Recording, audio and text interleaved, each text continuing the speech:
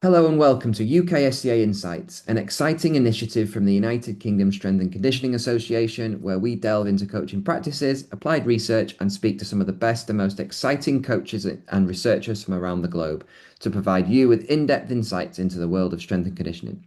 Today, I'm really pleased to welcome Ross Evans, an MSc S&C graduate from the University of Brighton, with some really cool experience in the youth development space. Ross, a very warm welcome to UKSCA Insights.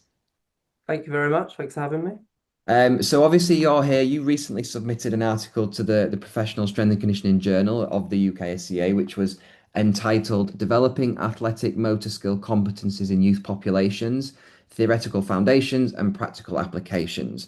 So a really interesting read. Certainly an area that I'm quite interested in myself. Certainly around the physical literacy space. So really excited to hear kind of you have the opportunity to elaborate and go into a little bit more detail about what you've put in the paper. But before we do that, it'd be really great to get a little bit of background on yourself. So a little bit about your journey today in strength and conditioning and also in research, if that's okay. Yeah, no worries. So yeah, like you just said, I've recently finished my master's in strength and conditioning at the University of Brighton. During my role there, I worked as a youth physical development coach, working with youth cricket players. This was my first role working with youth populations. I've had previous roles working within the first teams of pro football clubs, but that was a real motivator behind me writing this paper is seeing the big difference with not only what the content, but how you deliver to youth players compared to the like senior players. So I've got a background of both really, youth and also a bit of senior. So I've got a nice blend so far. Nice. And is certainly in terms of your real interests and maybe aspirations as a growing coach, do you think the youth area is where you have more interest, or are you open to opportunities? Or I really enjoyed the youth side of it. I think it's great to be able to see you can go on a journey with the athletes. I think a lot of what I found working in with like the professionals is that you're only working on the tiny 1% trying to prevent injuries really. When you get to go on such a journey, seeing like where they start to where they finish and where they get to with the youth. So I'm really open to trying to explore more opportunities with youth nice. development. Amazing. So getting into kind of the paper itself and the kind of the title talks about athletic motor skill competencies. So I think that's the perfect place to start really, because there might be people that have read the paper or might be listening that are not overly familiar with what these are. So could you just give us a bit of an overview, a bit of a definition of what AMSCs are and why they're so important? Yeah, so they were basically developed as like an expansion of the fundamental movement skills, which consist of locomotor, manipulative, and stability skills, and with the addition of some extra motor skills that are considered to be a bit more complex and underpin more complex athletic movements. So overall, there's 8 different sort of skills that the AMSCs define, which are testing me here: bilateral and unilateral lower body skills, upper body pushing and pulling, anti-rotation core bracing, jumping, landing, and rebounding mechanics, throwing, catching, and grasping, and also acceleration, deceleration, and re-acceleration. And it's sort of suggested that most athletic skills and sport-specific skills require a combination of these AMSCs to be performed in order to perform these skills. And as a result, it's sort of recommended as practitioners that we should try and develop the full spectrum of these AMSCs when working with youth populations to try and develop the athletes and individuals for safe participation in sport and physical activity. Okay, nice. And obviously that could then kind of the, I suppose, counter argument to that is this concept of early specialization, which I know you mentioned a little bit in the paper. So in your kind of knowledge and understanding of early specialization, what are the potential dangers? And then how do you think you can overcome this in sports that typically recruit from such early age? You know, football being the perfect example where players might be recruited and signed at 6, 7 years old. So what are the dangers, and then kind of how do you think we can overcome some of this? Cool. So I'd say there's a lot of research suggestion that there's increased injury risk with early specialization, an increased likelihood of burnout, as well as some adverse psychological stress and increased dropout rates with individuals that are recruited young and forced into doing this really intense sport-specific practice young. So I think it's advisable for coaches when working with young athletes in a specific sport to try and develop more global athleticism and broadening their individual's movement portfolio. So this can be done by trying to initiate or integrate the full spectrum of AMSCs into training, which can prevent the same movement patterns from constantly being overworked, overused. So we get a full-rounded movement capacity or movement competency. So this should help reduce like chronic overuse injuries of certain movements and joints, but also it can help to provide individuals with like a broad range of abilities so they can successfully participate in other sports and other physical activity. Therefore, there's many reasons why individuals might drop out of playing their prioritized sport at a young age, whether it's they don't make it professionally, they fall out of love with it, they retire when they get older. So Mhm. by making this full-rounded physical capacity, it can increase their intrinsic motivation and also their abilities to complete other sports once they leave their prioritized sport, which means dropout rates from sport and physical activity when they get older isn't going to necessarily drop, and they can stay active and well in their older ages as well.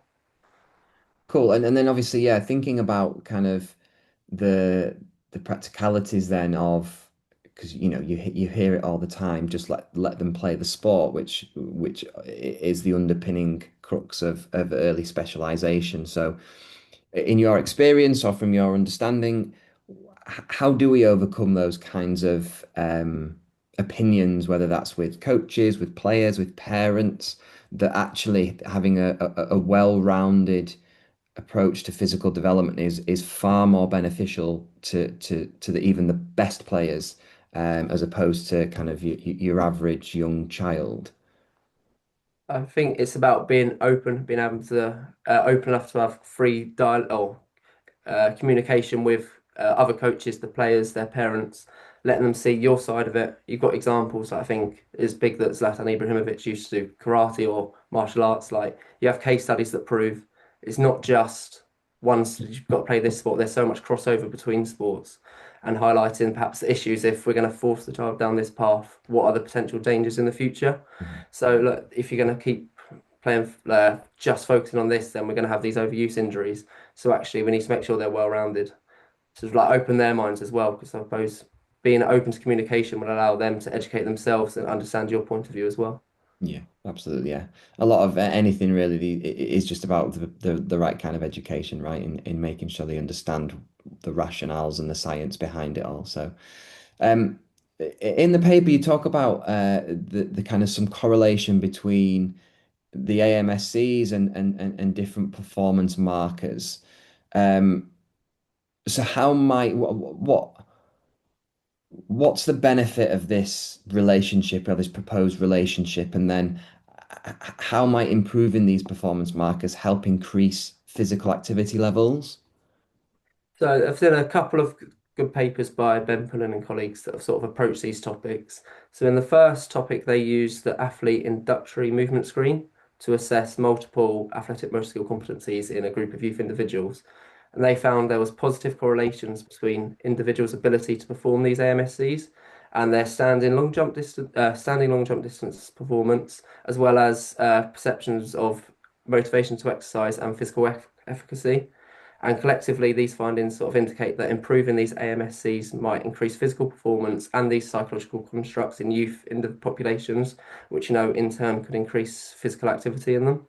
Whilst another paper also looked at the effectiveness of the 6 weeks intervention of basically coaching AMSCs, and they found that across this 6 week intervention, the intervention group were able to improve their ability to complete AMSCs, while a control group that just completed a wide range of sports weren't.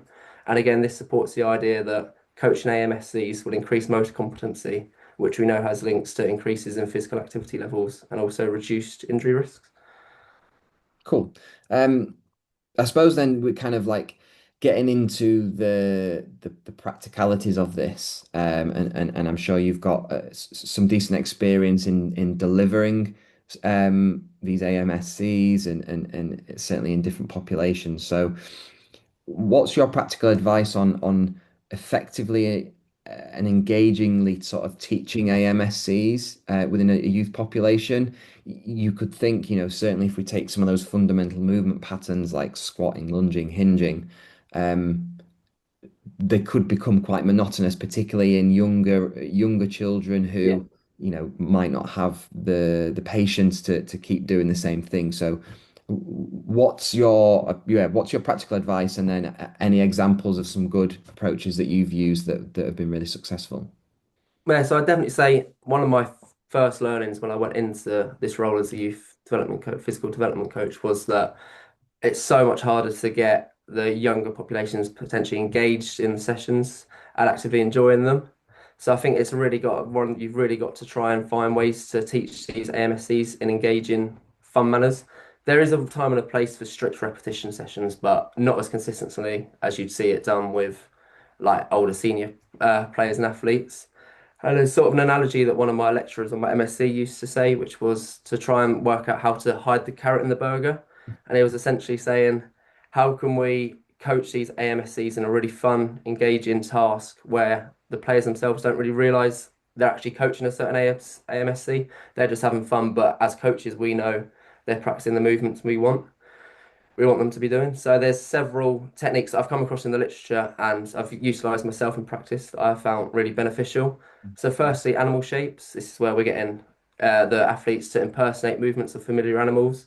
For instance, this could be like a frog getting down into a squat position, or it's that easy and no real need for instructions. You can just tell them to act like a frog and they sort of know how to get into that shape. You can also encourage them to get into their own animal shapes and also add their own sounds if you want to get more engagement. Gives a bit of autonomy to the session, makes them feel involved.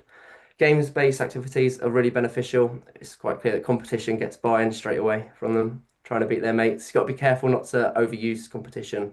Social comparisons can potentially have a negative impact, but used at the right times, definitely beneficial. Examples could be like often use like a noughts and crosses game, where you run up to the grid and put a cone in there, and then by adding a task constraint of potentially having to move in an animal shape Hmm. up to the grid can sort of make sure you're working on the AMSCs you're targeting, or even as simple as a Simon Says. Obviously, Simon Says touch your head, but we could also go Simon Says squat, and they have to get into the squat position, Yeah. and then they can potentially be like, as they're in the squat, just asking them, so what are we looking out for here?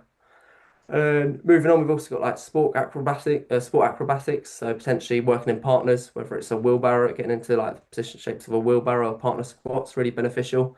Just working with someone else, getting that social interaction, I felt really beneficial. Hmm. And something I've also done at the start of sessions is obviously dependent on the environment you're in. It's like an obstacle course. So setting up a range of obstacles for the players to work through. Obviously, there's a little big constraints on the environment, whether you have the equipment for this. But I've also found it more beneficial not to tell them how to negotiate the course, but to let them use their own imaginations to work through the course. It's been really beneficial. Nice. Yeah, some really cool ideas there. And I suppose then just to finish, what on the flip side of that, because that's all the kind of the positive practical advice, what are the limitations or challenges then practitioners could face when looking to improve or coach AMSCs in different youth populations? Well, I've found one of the big factors is just in lack of time in general, the lack of time you're given by technical coaches, whatever, to work with the players.